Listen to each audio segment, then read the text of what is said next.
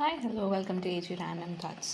ఒకసారి ఇమాజిన్ చేయండి, మీ ఇంట్లో 13 years ఉన్న ఒక పాప మార్నింగ్ స్కూల్కి రెడీ అవ్వాలి, ఫ్రెండ్స్తో నవ్వుకుంటూ ఉండాలి, హోంవర్క్ కంప్లీట్ చేయాలి, ఫ్యూచర్లో డాక్టర్ అవ్వాలా లేదా టీచర్ అవ్వాలా లేదు ఐపీఎస్ ఆఫీసర్ అవ్వాలా అనే డ్రీమ్ ఉండాలి.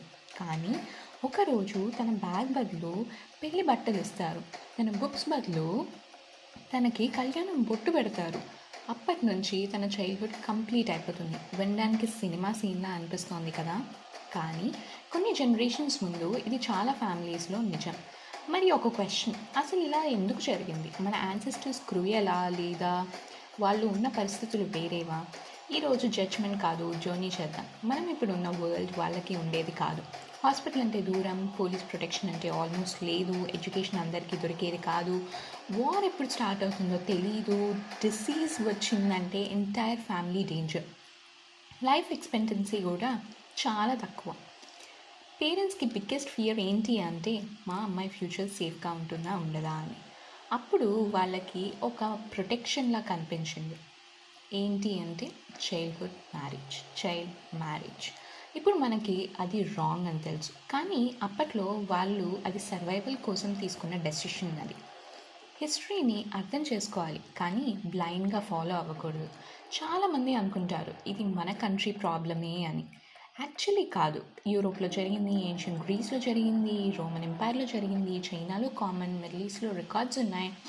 రాయల్ ఫ్యామిలీస్లో కూడా టీనేజ్ మ్యారేజెస్ నార్మల్. కింగ్డమ్స్ కలవడానికి, ప్రాపర్టీ ప్రిజర్వ్ చేయడానికి, పొలిటికల్ అలయన్సెస్ కోసం హిస్టరీ చూస్తే ఒక విషయం అర్థమవుతుంది. మనుషులు కంట్రీ బట్టి కాదు, సిచ్యువేషన్ బట్టి డెసిషన్స్ తీసుకుంటారు అని. మళ్ళీ మన స్టోరీలో ఉన్న పాప దగ్గరికి వెళ్దాం.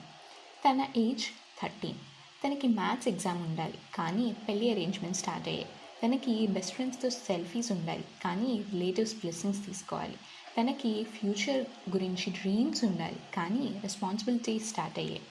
ఎవరైనా అడిగారా తనకి ఏం కావాలనుకుంటోంది ఆర్ తను ఏం అవ్వాలనుకుంటోంది అని? చైల్డ్ మ్యారేజ్లో బిగ్గెస్ట్ లాస్ ఏంటో తెలుసా? Choice, childhood, freedom, education, health, ఇవన్నీ ఒకేసారి దూరం అయిపోవచ్చు. ఎర్లీ ప్రెగ్నెన్సీ హెల్త్కి డేంజరస్. స్కూల్ స్టాప్ అవ్వచ్చు, కెరీర్ డ్రీమ్స్ ఎండ్ అయిపోవచ్చు. ఒక్క డెసిషన్ ఎంటైర్ లైఫ్ని మార్చేస్తుంది. ఇది గర్ల్స్ స్టోరీ మాత్రమే కాదు. ఇమాజిన్ 13 years ఉన్న అబ్బాయి క్రికెట్ ఆడాలి, కాలేజ్లో జాయిన్ అవ్వాలి, ఫ్రెండ్స్తో ఎంజాయ్ చేయాలి, కానీ సడన్గా ఫ్యామిలీ నువ్వే చూసుకోవాలి నాయన, ఎర్న్ చేయాలి, నువ్వే ఫాదర్ అవ్వాలి. సో ఇవన్నీ కూడా చైల్డ్హుడ్ని తీసేసుకుంటాయి. కాబట్టి చైల్డ్ మ్యారేజ్ ఇద్దరి childhood, whether it's a boy or girl, ఇద్దరిని ఎఫెక్ట్ చేస్తుంది. సొసైటీ అంటే ఏంటి? It's for change.